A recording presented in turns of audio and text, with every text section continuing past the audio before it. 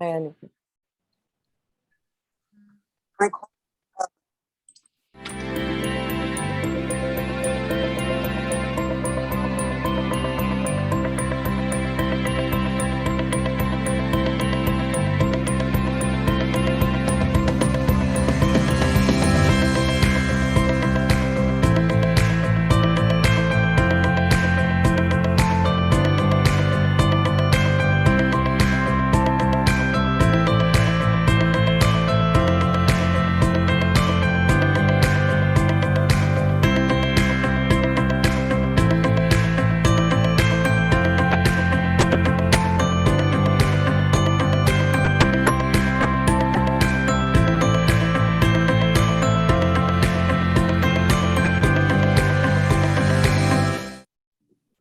welcome everyone to Conversations in the Workplace, sponsored by Untitled Wellness and featuring Lorie Reichel-Howe. We are delighted to have you here. I am Denise O'Malley, the founder of Untitled Wellness, and this topic that today will be all about gossip, and I can't wait to get into it. But before we get into it, and before I officially welcome Lorie to the stage here, I do want to share something with all of you. So some of you were at our Transitions 2021 a couple of weeks ago. We have a wellness series that we do several times a year. It starts with a wellness fair, and then it's followed up with Well Talks, which are kind of like TED Talks, but in our world. And then right now we're in the process of doing workshops. But some of you who were there may remember that we had a bunch of door prizes, and we actually have one that we forgot to give out. And so I decided that this would be a great place to present it to you guys. And so I'm going to give you an opportunity to win it. But before I do, I think it's really good to tell you what it's all about. So at Untitled Wellness, we have something called an employee well-being analysis. Now, you may do employee surveys in your workplace. I'm going to guess you're probably going to get about, a 24% participation rate with your employees filling out the form. This is a little bit different. It's at a much higher level. The employee well-being analysis really puts the pulse on what is going on in your organization and makes recommendations of things that you can be doing to enhance the well-being of your employees at your company. It goes into a lot of different components, particularly the 8 dimensions of well-being. And this is a program that we offer out there for employers. And I'm going to tell you, it has a $6,000 price tag. Actually, it's more than $6,000. There are other companies out there that offer the same or similar type of things for like $15,000 or $20,000. So we have a rock bottom price on it as it is. But we are offering this to one of you to win today. And I'm going to explain how that's going to work. But we also recognize this is for your business, the company that you work for. So we also are throwing in the Healthy Living Savings Card by Untitled Wellness. This is a $99 value. It never expires. It's like the grocery store cards that you have, but it gives you discounts on healthy living products and services. So if you are interested in winning this, the two combined, what we're going to ask you to do is put your email information and your business name, your contact information in the chat box. And then at the end of Lorie's presentation today, we're actually going to spin the wheel, and one of you will be winning this today. So if you are interested in obtaining this, put your contact information in the chat box. I don't want to just enter everybody's name. So it's whether or not it's something that you feel would be really helpful for your company. Now, without any further ado, let me spotlight Lorie Reichel-Howe here for everyone. Lorie, if you've been to some of these, you know Lorie is an expert on workplace communications, healthy living, and we are delighted to present this every single month. This is a regular show offered by Untitled Wellness. It is always available for free. And it's a great opportunity for you to not just learn from Lorie, but you can also will have time for you to ask questions at the end. So if you would please help me welcome Lorie Reichel-Howe. Lorie, it's all yours. Thank you, Denise. And I have my screen up, so I am going to trust that everyone can see it. And thank you. I always look forward to doing these monthly presentations, and let's just jump in. So, addressing gossip without getting sucked in. The way employees communicate either makes or breaks an organization. That's because spoken words are powerful. They contain the ability to help and the ability to harm others. And one form of communication, gossip, is a killer of workplace culture. So before learning strategies for putting an end to workplace gossip, let's explore what gossip is and why it's a problem. Gossip is a poison to any environment, and it's especially deadly to the workplace environment. While it's easy to get sucked into gossip, that's because we are curious by nature and we gain a sense of power knowing secrets and information that isn't known by all. And the words, "Did you know?" Well, they catch our attention. It draws us in thinking we are about ready to hear an interesting story. Unless we set professional moral boundaries and have an exit strategy, it's easy to become an accomplice to this relational crime. And in a nutshell, gossip is communicating something personal or private. Sorry, 1 second. Whoops, there we go. In communicating something personal or private about a person to someone else. Commonly, gossip is speculative and it's not fact-based. And it is talking about a person behind their back. You know it's gossip when it's something that would never be said directly to the person that's being talked about. And gossip includes rumors, false information, failure to correct false information, leaks of personal, confidential information, and we also participate in gossip when we do not stop when we just fail to stop gossip from happening and from continuing on. Now, a gossiper communicates personal information about others and commonly asks you not to tell anyone what they are telling you. This alone should set up your discernment buzzer. And gossip is not limited to talking about people. It may include speculating about a company's culture, also known as the grapevine workplace gossip. This is common, and it's so easy for this to happen in a time of COVID, in a time where there's fear, concern, when the future is uncertain. And grapevine gossip, well, this is really a gossip pertaining to a general change occurring within a workplace. Someone started it, and before long, it's spreading like wildfire. And usually this happens when uncertainty exists. Speculation is just fueled by fear. And when there is a lack of communication from management, or else even poor communication, the staff begins the one that has the making wild gossiping about someone. So it's equally damaging and moralizing, even though it may be less personal. So don't get sucked in by those who sugarcoat gossip by disguising it as concern. Oh, I'm so concerned about Alex. Did you know that he, she, or they? Well, help me, my friends. I'm into slide 7 of our session.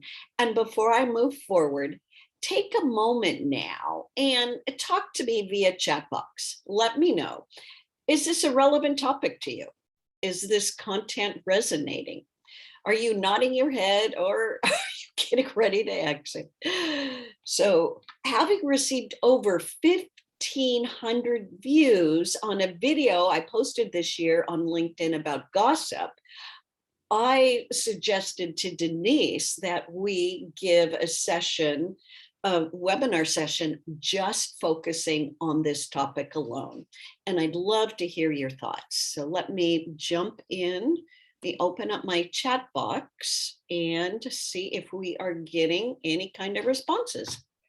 So can you, I think it may be slow. I'm not sure specifically what it is that you're asking us to put in the chat box. Oh, I is missed that. this topic relevant? Is this topic relevant? Well, guys, Yeah. is it? Is this content resonating with you? So I will give people, oh, it looks like we've got 2 new messages. I'm hearing an, oh yeah, very relevant, definitely. Okay. Very much so. Okay. What I'd like to do is make sure to check in with you. And it sounds like this is a reality in life and in the workplace. So I am going to absolutely continue on. Let's look at why gossip is a problem, and then we'll move into strategies of how to respond. Knowing why gossip is a problem is also helpful, because when you address gossip, it's important to talk about the impact. So a number of these slides will help prepare you for that. First of all, gossip destroys trust and plummets morale. If you hear someone gossiping about someone else, you can't help but wonder what the gossiper is saying about you behind your back. People don't forget gossip. The person who gossiped, well, anyone who gossips to you will gossip about you. No one trusts a gossiper. And when gossip happens, that causes anxiety in a workplace. Anxiety increases as rumors circulate without clear information as to what is and what isn't a fact. Gossip results in strained working relationships, and that results in a negative culture.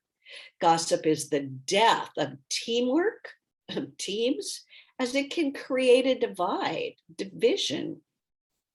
Gossip creates unsafe workplace environments.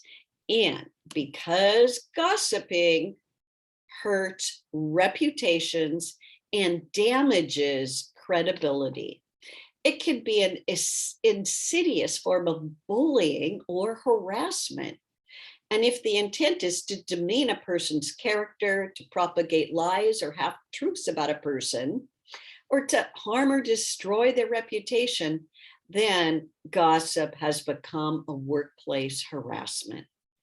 Gossip is also costly in loss of productivity. Productivity plummets downward, and also in wasted time. People get emotionally caught up in the drama and get distracted. And when gossip is present, so is attrition. Attrition occurs, turnover, loss of good talent. People leave toxic work environments. In addition, let's not forget the exorbitant costs related to legal action. Now tell me, go ahead, head to your chat box. Are there any other reasons why gossip is a problem?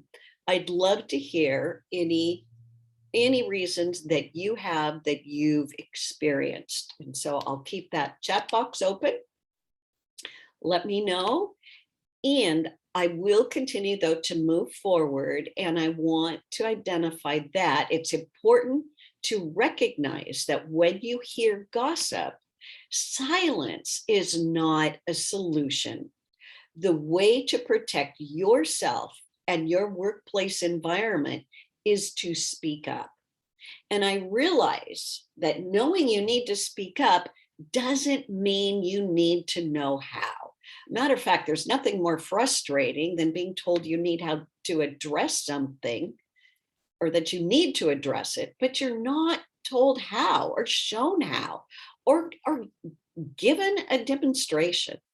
So rest assured, it is possible to safely and respectfully address gossip without throwing a gossiper under the bus, running over them. You can do this, address gossip, without attacking the person. So what I will do is let me start by sharing right now some quick responses that really put an end to gossip. A way to respond that gets the gossiper thinking and really probably changing the subject, changing the direction of the conversation. So quick, simple responses. Barry on my right will demonstrate a number of phrases, sentences that really derail, redirect, even in gossip. And they also give a gossiper the opportunity to reflect on the impact, get awareness of what they're doing so that they can self-correct. First strategy he will demonstrate is asking a question, then talking about why he's uncomfortable with the gossip. He'll identify a negative outcome, really consequence of gossiping on the gossiper, as well as anyone participating. He will then even flip from negative to positive behavior, giving a compliment, recognizing the strength of the person being gossiped about. And then the last strategy he will use is where he is going to question the accuracy of the information, really the gossip that was just shared. So let's watch these examples, starting with asking a question where you, in essence, get the gossiper to consider their motivation. Here's the example. Hey, Matt, I'm curious to know why you are sharing this information with me. Then take a pause and let the person respond. Sometimes it's possible the gossiper will even self-correct. You know what? Never mind. This strategy really puts the awkwardness back on the gossiper. And instead of telling them why this behavior is inappropriate, calling them on their behavior, you simply ask them to think about their motives. Tends to end the gossiping right away. Another response is identifying that you're uncomfortable. I'm uncomfortable, Matt, hearing any personal or private information about a coworker. You can then direct the conversation in a different way. Now, sometimes people are uncomfortable with the word uncomfortable because they think it's connected to feelings, and they want to keep feelings out of the conversation. So you could easily substitute for uncomfortable, say, I'm unwilling or I'm not open to hearing personal or private information. Those are other, verbiages. It's just selecting what is most comfortable for you. Now, one response that I found effective, especially when what I call managing up, when voicing a concern with the boss or a direct report, gets a little awkward doing that. I mean, this is the person who's ensuring that you make your mortgage payment, that you get your salary check. So think about this strategy of identifying the negative outcome that you want to avoid that can result from the gossip. Here's what that can sound like. Matt, I'm concerned that discussing Alex will put our integrity at risk. And if we are heard, people will distrust us.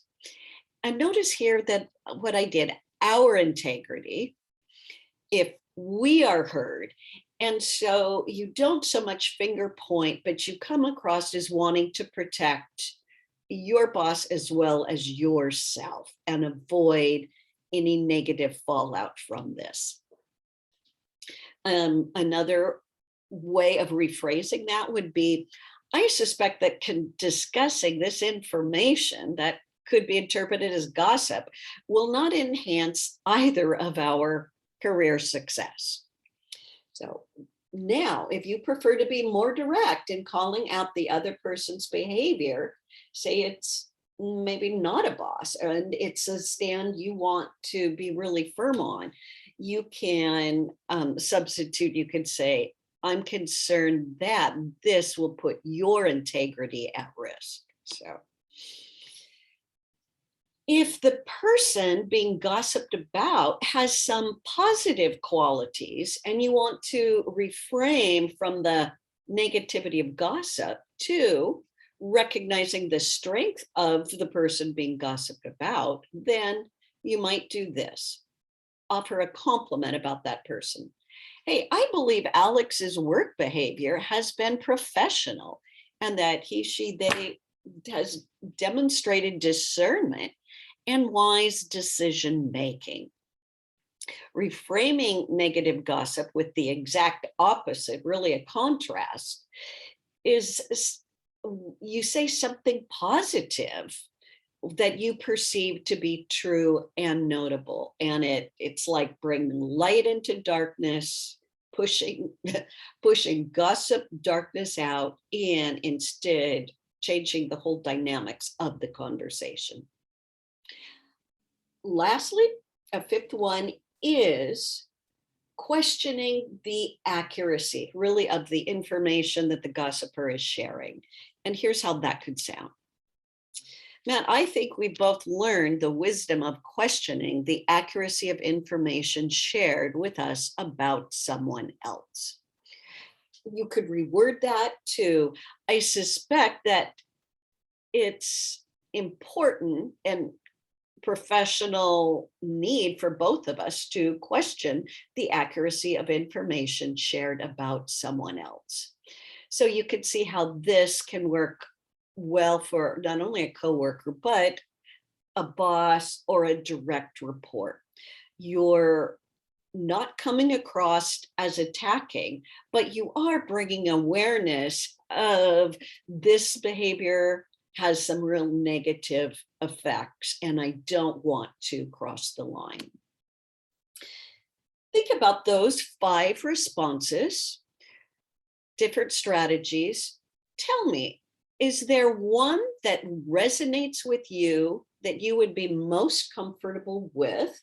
I'd love to have you go to your chat box and let me know which strategy may resonate with you, one that you use, could be one that you plan to use. Also, if you have one that you use that I haven't identified, I'd love to hear it.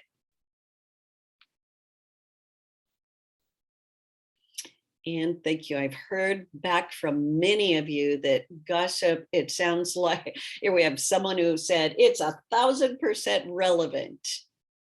And it does create distrust. Yeah, people who've experienced loss of productivity, how it breaks apart groups. Okay, Tricia said, asking question usually tells me more about the motivation behind the gossip. Okay. Like Jason likes the idea of complimenting, just changing the entire focus. Okay, and Lisa, thank you. Concern about putting our integrity at risk. Really what you are doing too is saying, hey, let's protect each other. And when someone's behavior crosses the line, let's let them know. Let's keep each other's reputation safe, as well as our reputation safe. So thanks for your responses. And what I'd like to do now, when you need to really step up and not just reframe, not just redirect, but when you need to speak to the behavior of gossip, let me show you how you can use my Safe Conversations communication framework in order to address not only gossip, but this works for other verbal crimes. And here, Barry, again on the right, will use this framework to address Matt's gossip. He will open up with identifying and communicating the positive wants. That is, what are the outcomes? What positive wants does he have for this person, for the workplace environment?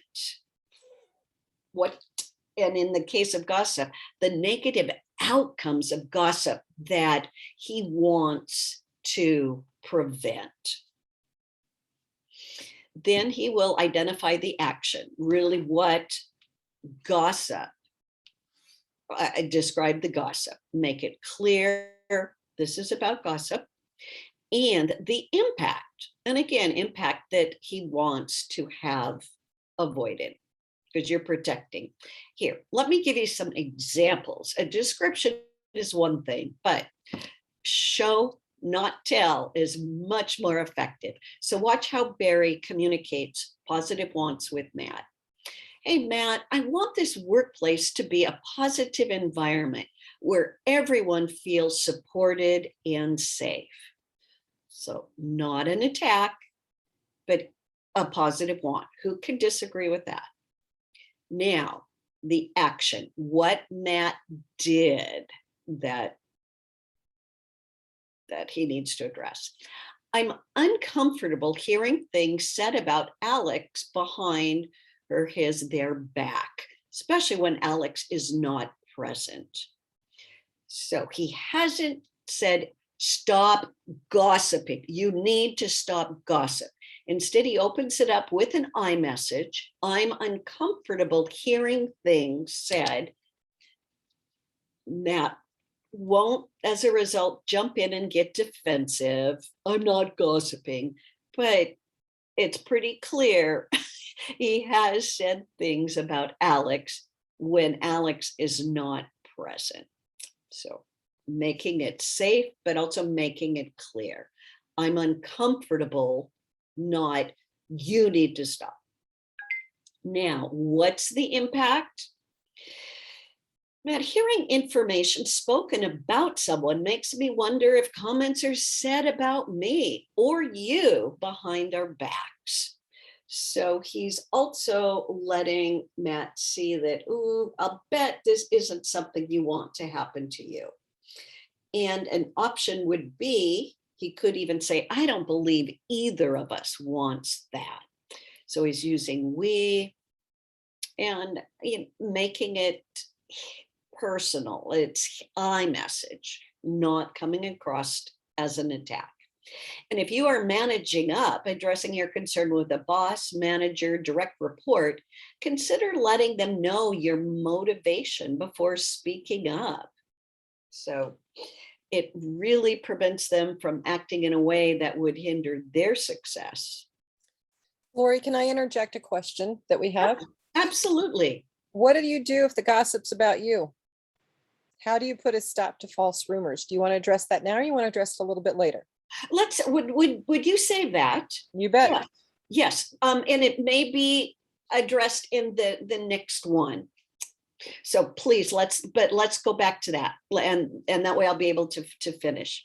So we've done communicate positive wants, identify in the action, talking about somebody when they're not present, and then the impact, hearing some information spoken about someone makes me wonder if comments are being said about me or you behind our back. And I don't believe either of us wants that. I'm concerned that this could erode the trust you want to establish with staff and that it will hinder your success.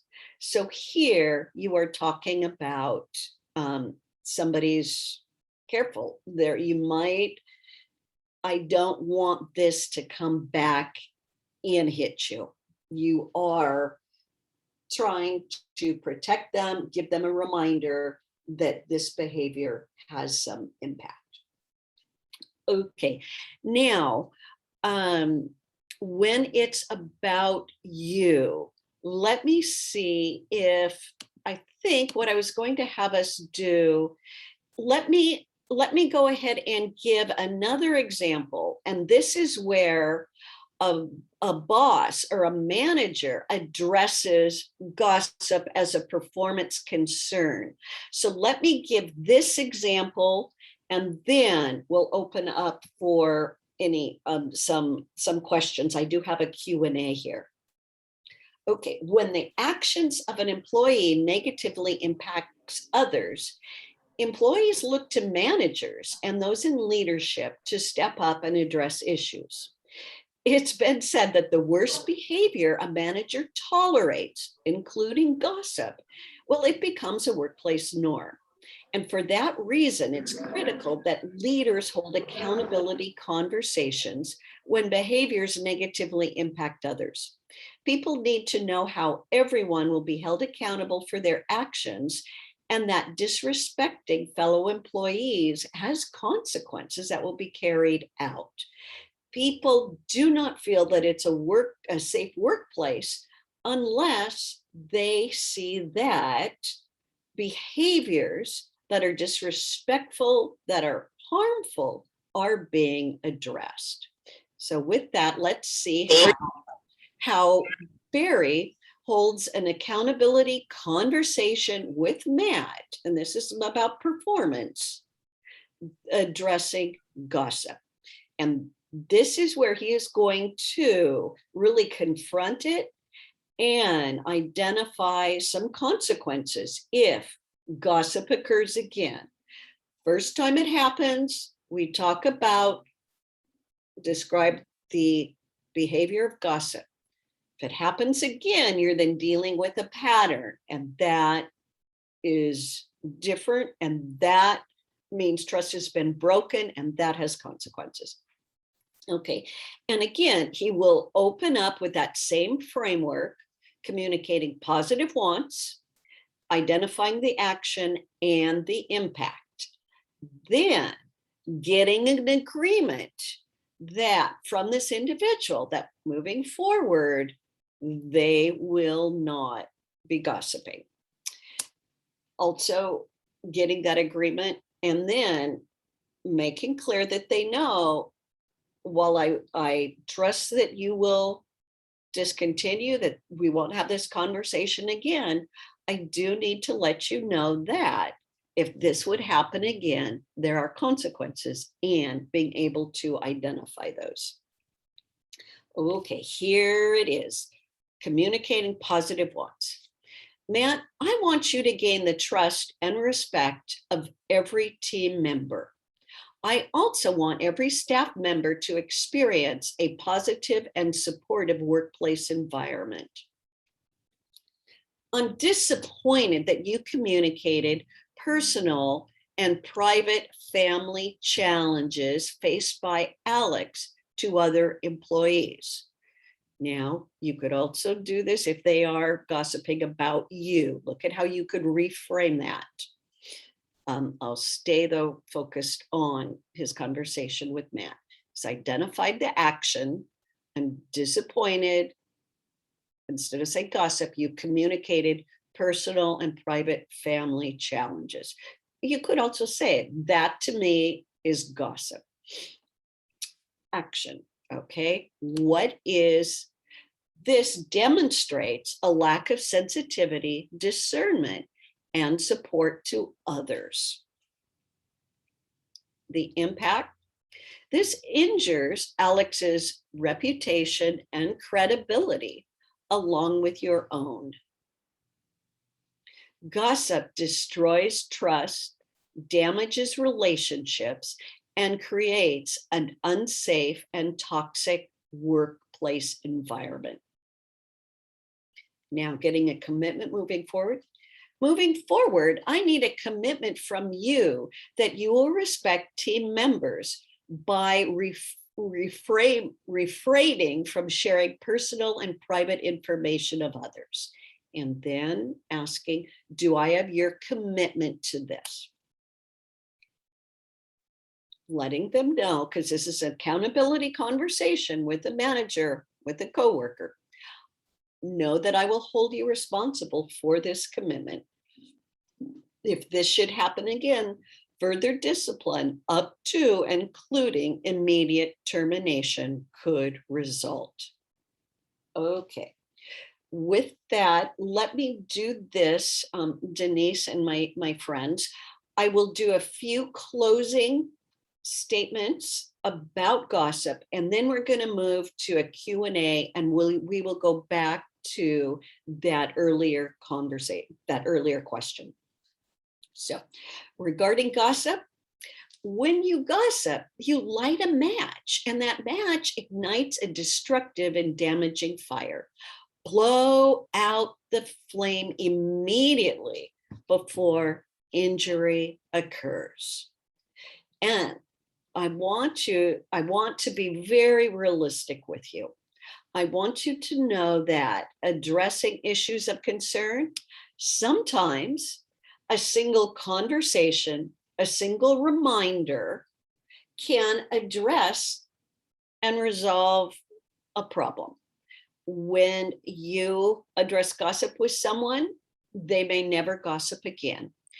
And while that's possible, more commonly, people have developed patterns and habits, and there may need to be a series of conversations. If you're a manager, be ready. You may need to follow through with the consequences. And consistency is very important if you are going to create and sustain a positive and safe workplace environment. And I want you to know that, like Barry, it's possible to develop the skills to transform difficult conversations, accountability conversations, even into safe conversations. That's because safe conversation skills are learnable. I know they can be learned and developed because I've trained and coached managers, teams, and business professionals how to have safe conversations. I want you to know that with training and coaching in implementing a safe conversations communication framework, it's possible for you, your team, and your organization to effectively communicate. At times when opinions differ, oh my, how often does that happen? When the actions of others negatively impact you or other. Heck, when people become defensive, when arguments ignite, it's possible to build more positive working relationships. And you do this by safely addressing the behaviors that break down those relationships. When people are skilled and trained to do this, organizations, they decrease wasted time, disengagement, attrition, absenteeism, even health costs. They increase their performance, productivity, their ability to problem solve. They're not always running to HR. And if they go to HR is then walking them through a safe conversation communication framework. Oftentimes when HR asks people, have you communicated your concern with this person? They'll say, they won't listen. Well, oftentimes the person with the concern doesn't have the skill, the ability to know how to do that. So walking them through the framework, training them in the framework helps equip them so that they come to HR when they have attempted and have been unsuccessful. So these safe conversations will build as well as maintain a positive workplace culture. And when implemented, you will elevate your leadership to the next level. So if this content resonates with you, then I would love to have you go to my website, www.conversationsintheworkplace.com. And if you'd like, schedule, hit that Let's Talk button that is under the picture on my website homepage picture, and schedule a 30-minute complimentary consultation with me. once you hit on that Let's Talk button, you will be taken to a place to schedule a consultation. You'll get on my calendar, and I would love to take a deep dive with you, talk about how it's possible to implement this framework for helping people transform difficult conversations into safe conversations. And now, as promised, let's go to the Q&A session. So, tell you what, Denise, I am, first of all, I am putting my email, Lorie at conversations in the workplace.com. I've just put that in. I know we'll have limited time. It looks like we have about 15 minutes. And so if a question doesn't get answered via right now, people can reach out with their question. And also sometimes people want a PowerPoint of this presentation. So if they email me, ask for that, I will be glad to provide that. And with that, let's go to Q&A. And Denise, I know we had a question. Let Yes. me know what questions still remain and what people want to ask. Well, let's go back to that one when it's about you. And it went on to say, how do you put a stop to the false rumors if this is coming in directly? So, I think that let's see if we can expand on that a little bit more as to, because I know how, first of all, how hurt you feel when you find out that somebody is spreading rumors about you, and it could be more than one person. But you get up on a soapbox and with a megaphone and say to everyone, all of that is a lie, or what do you do? Okay, well, and what I would do, I don't know whether they are whether this is a one-on-one conversation. If it has affected the team, then I would ask at a team meeting to speak to it. And now I just pulled up my framework. Can you confirm that you're seeing it? I stopped the sharing from where you were before, so you have to reshare. Oh, okay. Reshare. You know what? Well, I will be looking at it, and if people, I'd have to close out, and I'm not sure I want to do that. Yeah. Okay, so I would suggest then bringing it to the attention. First of all, it's very appropriate that the manager or the team lead bring this up in a meeting, if they are skilled at doing that. If they are not, then asking the manager if you can address this issue. And then I would go through the framework that started with communicate positive wants. And that, I think, would sound like, hey, team, I want this to be a safe team to work with, to interact with. And I want to know that we have each other's back and that we are supporting each other. And then talk about what it's come to my attention that people have been, you could say, talking behind my back, sharing information that is private, that is personal, that has been speculative. You could even say that is in air. And you can, whether you use the exact words or verbiage or where you just allude to it, that this comes across to me as gossip.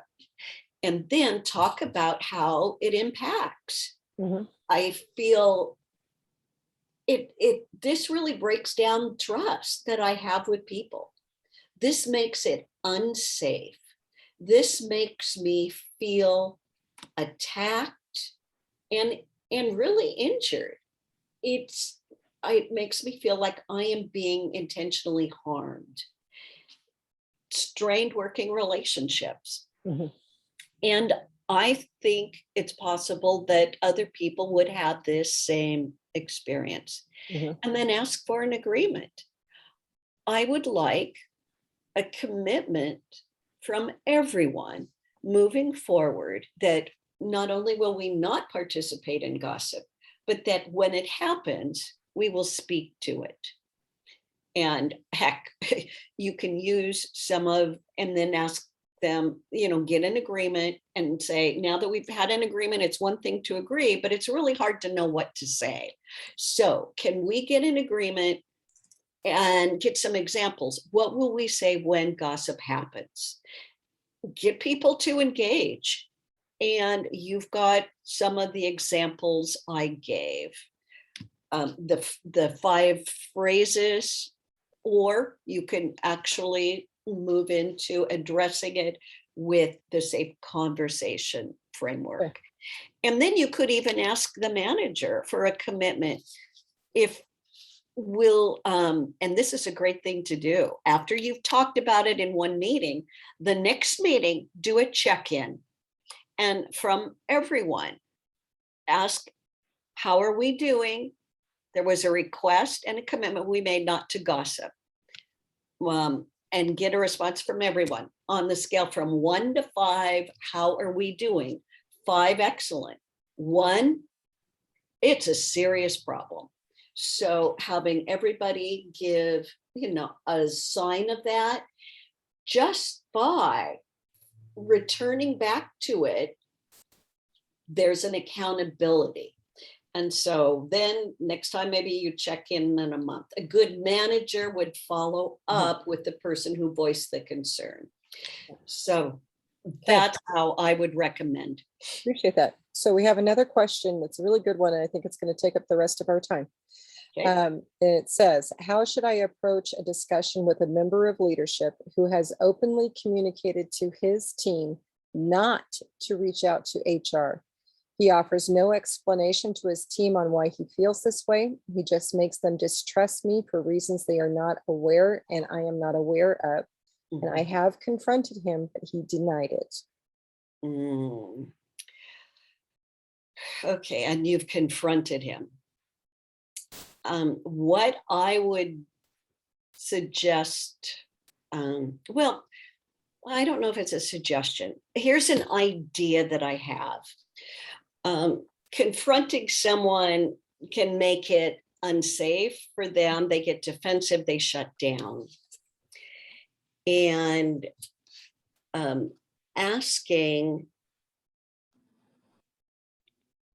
approaching them and saying, I just am curious. I want to be available for people's concern,